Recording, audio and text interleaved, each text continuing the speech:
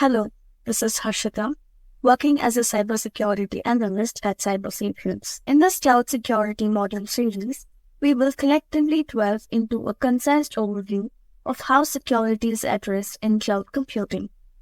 Starting with today's session, we'll introduce cloud security itself. Within this segment, our focus will be on comprehending the fundamentals and exploring the shared responsibility model concerning cloud security.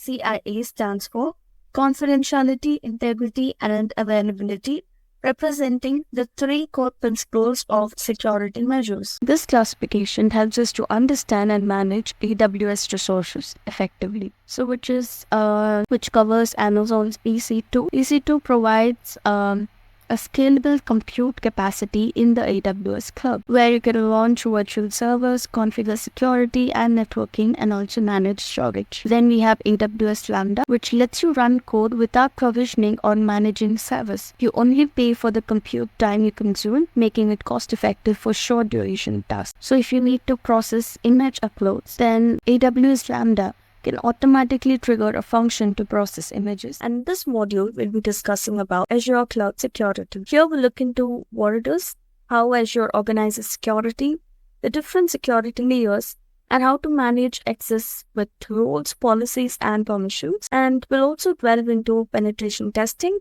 and the tools used to identify the vulnerabilities. Okay, so you can see that the deployment has been completed.